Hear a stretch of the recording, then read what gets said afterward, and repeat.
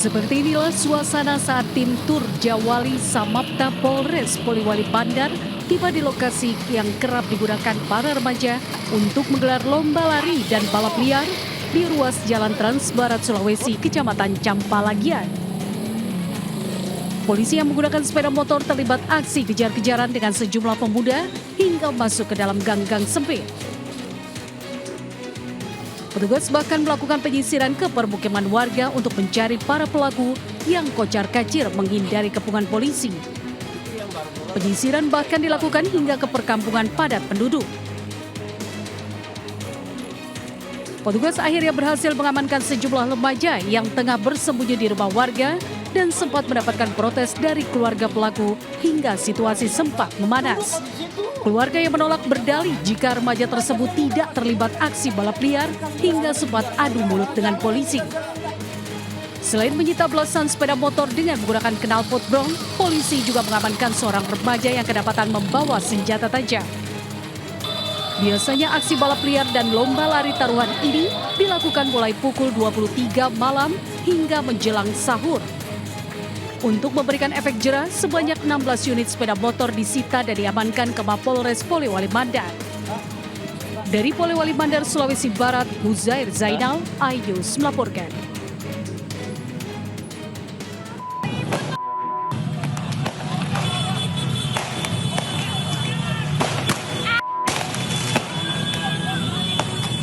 Di bulan Ramadan seharusnya diisi dengan kegiatan keagamaan, malah diisi dengan kegiatan yang mencoreng keislaman mereka dengan melakukan konvoi dengan sepeda motor. Serta dibarengi menghujani permukiman warga di RW 01 Sunter Agung, Tanjung Priok, Jakarta Utara dengan petasan.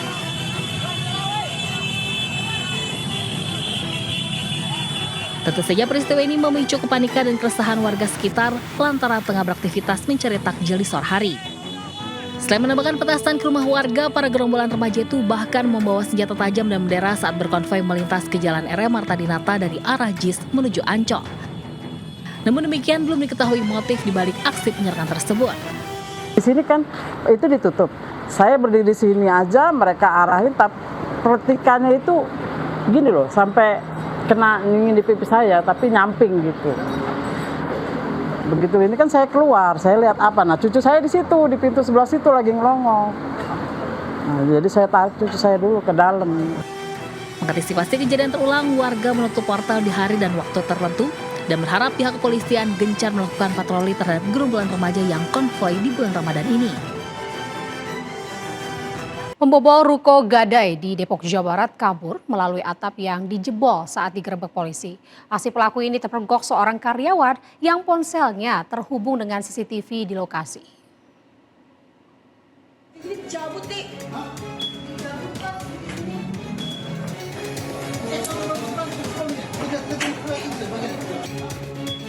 Polisi menggerebek ruko Gadai di Depok setelah menerima laporan adanya aksi pencurian.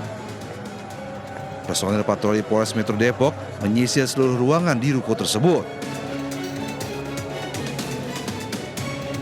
Setelah dicek, pelaku sudah kabur diduga melalui atap di salah satu ruangan. Sebelumnya seorang karyawan memergoki pelaku melalui CCTV yang terhubung dengan ponselnya. Aksi pelaku di ruko Gadai barang itu dilaporkan ke polisi. Ke atas katanya, ke atas bobolnya, ke atas jalan. CCTV-nya udah ketang, CCTV-nya udah diputusin sama malingnya. Katanya kelihatan kakinya, gak tahu dari mana kelihatannya. Oh, dia masuk lewat mana Bu katanya Bu malingnya Bu? Katanya dari situ tuh, dari pinggir. Belum diketahui kerugian yang dialami pihak ruko Gadai dalam peristiwa tersebut. Kasus ini kini ditangani Satreskrim Polres Metro Depok. Di Depok, Jawa Barat, Yung Rizky melaporkan. Pemirsa, polisi meringkus 2 kurir pembawa 30 kg sabu dan 30.000 butir pil ekstasi di Labuhan Batu Utara, Sumatera Utara. Akibat perbuatannya, pelaku terancam hukuman pidana seumur hidup atau 20 tahun penjara.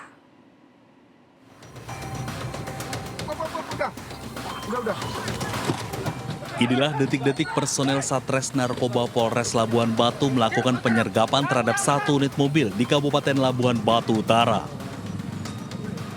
Dari dalam mobil, petugas mengamankan 2 orang pelaku dan ditemukan 2 karung berisi 30 bungkus diduga narkotika jenis sabu dalam kemasan teh Cina dengan berat total 31,5 kg bruto serta 6 bungkus pil ekstasi berjumlah 30.000 butir. Selanjutnya, kedua pelaku dan seluruh barang bukti dibawa ke Mapolres Labuhan Batu untuk proses hukum lebih lanjut. Barang haram tersebut berasal dari Malaysia masuk ke Indonesia melalui Tanjung Balai Asahan dan akan dibawa ke Provinsi Jambi. Keduanya diketahui berperan sebagai kurir dalam peredaran narkotika tersebut. Menurut Kapolres, nilai ekonomis total keseluruhan dari barang bukti mencapai 39 miliar rupiah. Ini adalah ungkap kasus terbesar perkara narkoba yang ada di wilayah Labuan Batu maupun Labuan Batu Utara yang merupakan jaringan internasional. Barang ini asalnya dari Malaysia yang masuk ke dalam Indonesia. Setelah tiba di Indonesia, ini kembali lagi masuk ke jaringan lintas provinsi. Tujuan ini akan dikirim ke Jambi. Akibat perbuatannya, pelaku terancam hukuman pidana seumur hidup atau 20 tahun penjara. Dari Labuan Batu, Sumatera Utara, Randi Kurniawan, iNews melaporkan.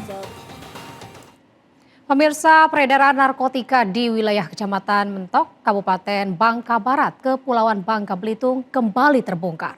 3 perempuan bersama puluhan barang bukti narkotika jenis sabu siap edar berhasil diamankan petugas.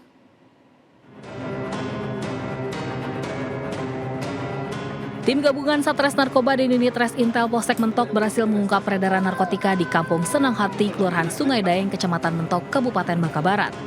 Polisi menangkap 3 perempuan yang diduga terlibat dalam peredaran sabu masing-masing berinisial FA, HI, dan FAH.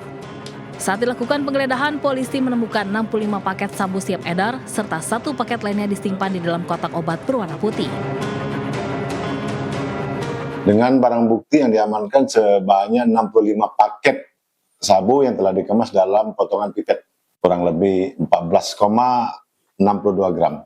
Untuk masalah itu komplotan atau seperti apa itu nanti tertuang di materi penyidikan. Saat ini ketiga terduga pelaku berikut seluruh barang bukti telah diamankan ke Mapolsek Mentok untuk menjalani proses penyelidikan dan penyidikan lebih lanjut. Pihak polisi menegaskan tidak akan memberi ruang bagi pelaku peredaran narkoba termasuk jika melibatkan perempuan, serta memastikan penindakan tegas terhadap setiap bentuk kejahatan narkoba di wilayah. Pemirsa, sensasi jelang Hari Raya Idul Fitri sudah mulai terasa di Kota Padang, Sumatera Barat. Sebuah toko kue mendadak viral lantaran menghadirkan sebuah parsel raksasa yang menjulang tinggi hingga 5 meter.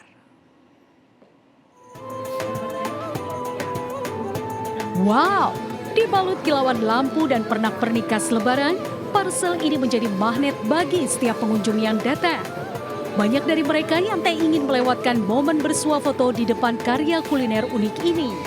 Ya, untuk membangun parsel raksasa ini dibutuhkan sedikitnya 100 kg tepung terigu, mentega, serta selai nanas pilihan.